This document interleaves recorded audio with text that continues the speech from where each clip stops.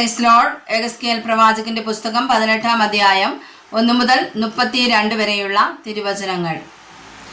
യഹോവയുടെ അരുളപ്പാട് എനിക്കുണ്ടായതെന്തെന്നാൽ, അപ്പന്മാർ പച്ച മുന്തിരിങ്ങ തിന്ന് മക്കളുടെ പല്ല് പുളിച്ചു എന്ന് നിങ്ങൾ ഇസ്രായേൽ ദേശത്ത് ഒരു പഴഞ്ചൊല്ല് പറയുന്നത് എന്ത്? എന്നാണ് നിങ്ങൾ ഇനി ഇസ്രായേലിൽ ഈ പഴഞ്ചൊല്ല് പറവാൻ ഇടവരികയില്ല എന്ന് യഹോവയായ കർത്താവിന്റെ അരുളപ്പാട്.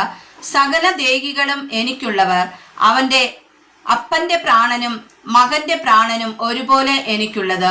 പാപം ചെയ്യുന്ന ദേഹി മരിക്കും, എന്നാൽ ഒരു മനുഷ്യൻ നീതിമാനായിരുന്ന നീതിയും ന്യായവും പ്രവർത്തിക്കുന്നു എങ്കിൽ പൂജാഗിരികളിൽ വെച്ച് ഭക്ഷണം കഴിക്കുകയോ ഇസ്രായേൽ ഗൃഹത്തിന്റെ വിഗ്രഹങ്ങളെ നോക്കി നമസ്കരിക്കുകയോ കൂട്ടുകാരന്റെ ഭാര്യയെ വഷളാക്കുകയോ ഋതുവായ സ്ത്രീയുടെ അടുക്കൽ ചെല്ലുകയോ ആരോടും അന്യായം പ്രവർത്തിക്കുകയോ ചെയ്യാതെ കടം വാങ്ങിയവന് പണയം മടക്കി കൊടുക്കുകയും ആരോടും പിടിച്ചു പറിക്കാതെ തന്റെ അപ്പം വിശപ്പുള്ളവന് കൊടുക്കുകയും നഗ്നനെ ഉടുപ്പിക്കുകയും പലിശയ്ക്ക് കൊടുക്കുകയോ ലാഭം വാങ്ങുകയോ ചെയ്യാതിരിക്കുകയും നീതികേട് ചെയ്യാതെ വണ്ണം കൈ മടക്കിക്കൊള്ളുകയും മനുഷ്യർക്ക് തമ്മിലുള്ള വ്യവഹാരത്തിൽ നേരോടെ വിധിക്കുകയും എൻ്റെ ചട്ടങ്ങളെ അനുസരിക്കുകയും എൻ്റെ ന്യായങ്ങളെ പ്രമാണിക്കുകയും ചെയ്തുകൊണ്ട് നേരോടെ നടക്കുന്നവൻ നീതിമാൻ, അവൻ നിശ്ചയമായി ജീവിച്ചിരിക്കും എന്ന് യഹോവയായ കർത്താവിന്റെ അരുളപ്പാട്.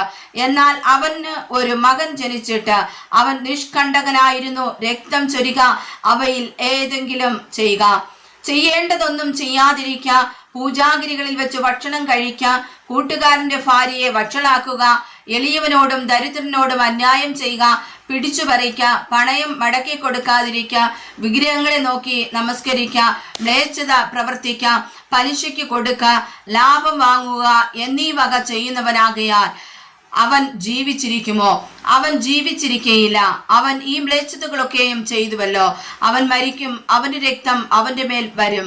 എന്നാൽ അവന് ഒരു മകൻ ജനിച്ചിട്ട് അവൻ തന്റെ അപ്പൻ ചെയ്ത സകല പാപങ്ങളും കണ്ട് പേടിച്ച് അങ്ങനെയുള്ളതിനെ ചെയ്യാതെ പർവ്വതങ്ങളിൽ വെച്ച് ഭക്ഷണം കഴിക്ക, ഇസ്രായേൽ ഗൃഹത്തിന്റെ വിഗ്രഹങ്ങളെ നോക്കി നമസ്കരിക്ക, കൂട്ടുകാരന്റെ ഭാര്യയെ വഷളാക്കുക, ആരോടെങ്കിലും അന്യായം ചെയ്യുക, പണയം കൈവശം വെച്ചു കൊണ്ടിരിക്ക, പിടിച്ചു പറിക്ക എന്നിവകയൊന്നും ചെയ്യാതെ വിശപ്പുള്ളവന് അപ്പം കൊടുക്കുകയും നഗ്നനെ ഉടുപ്പിക്കുകയും നീതികേട് ചെയ്യാതെ വണ്ണം കൈ മടക്കിക്കൊള്ളുകയും പലിശയും ലാഭവും വാങ്ങാതിരിക്കുകയും എൻ്റെ വിധികളെ നടത്തി എൻ്റെ ചട്ടങ്ങളെ അനുസരിക്കുകയും ചെയ്യുന്നു എങ്കിൽ അവൻ അപ്പന്റെ അകൃത്യ നിമിത്തം മരിക്കാതെ ജീവിച്ചിരിക്കും.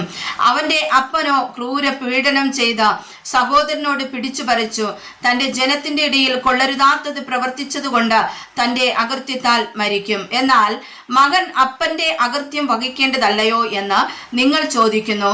മകൻ നീതിയും ന്യായവും പ്രവർത്തിച്ച് എൻ്റെ ചട്ടങ്ങളെ പ്രമാണിച്ചു നടക്കുന്നു എങ്കിൽ അവൻ ജീവിച്ചിരിക്കും. പാപം ചെയ്യുന്ന ദേഹി മരിക്കും.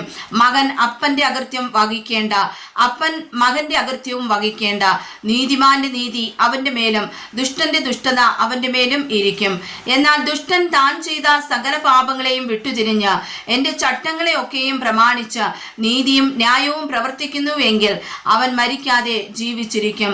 അവൻ ചെയ്ത അതിക്രമങ്ങളിൽ ഒന്നിനെയും അവന് കണക്കിടുകയില്ല. അവൻ ചെയ്ത നീതിയാൽ അവൻ ജീവിക്കും. ദുഷ്ടന്റെ മരണത്തിൽ എനിക്ക് അല്പമെങ്കിലും താല്പര്യമുണ്ടോ?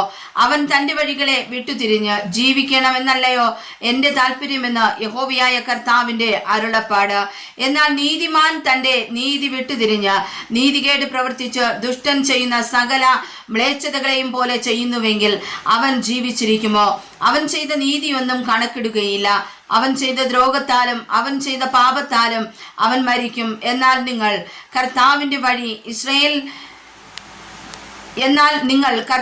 വഴി ചൊവ്വുള്ളതല്ല എന്ന് പറയുന്നു. ഇസ്രായേൽ ഗൃഹമേ കേൾപ്പിൻ, എൻ്റെ വഴി ചൊവ്വുള്ളതല്ലയോ?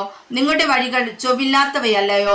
നീതിമാൻ തന്റെ നീതി വിട്ടുതിരിഞ്ഞ് നീതികേട് പ്രവർത്തിക്കുന്നുവെങ്കിൽ അവൻ അതു നിമിത്തം മരിക്കും. അവൻ ചെയ്ത നീതികേട് നിമിത്തം തന്നെ അവൻ മരിക്കും. ദുഷ്ടൻ താൻ ചെയ്ത ദുഷ്ടത വിട്ടുതിരിഞ്ഞ് നീതിയും ന്യായവും പ്രവർത്തിക്കുന്നുവെങ്കിൽ അവൻ തന്നെ താൻ ജീവനോടെ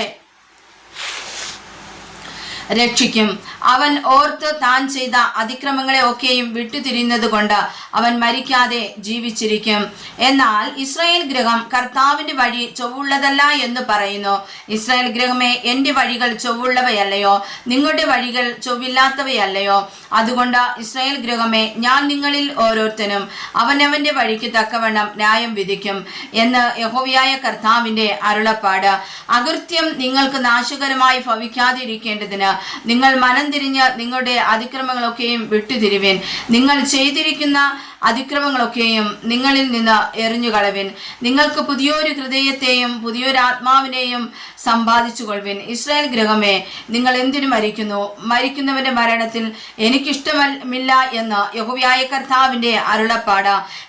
ആകയാൽ നിങ്ങൾ മനം തിരിഞ്ഞ് ജീവിച്ചു കൊള്ളുവിൻ. മരിക്കുന്നവന്റെ മരണത്തിൽ എനിക്കിഷ്ടമില്ല എന്ന് യഹോവയായ കർത്താവിന്റെ അരുളപ്പാട്. ആകയാൽ നിങ്ങൾ മനം തിരിഞ്ഞ് ജീവിച്ചു കൊള്ളുവിൻ. വായിച്ചതായ തിരുവചനങ്ങളാൽ കർത്താവ് നമ്മെ ഏവരെയും സമർത്ഥമായി അനുഗ്രഹിക്കുമാറാകട്ടെ. ആമേൻ.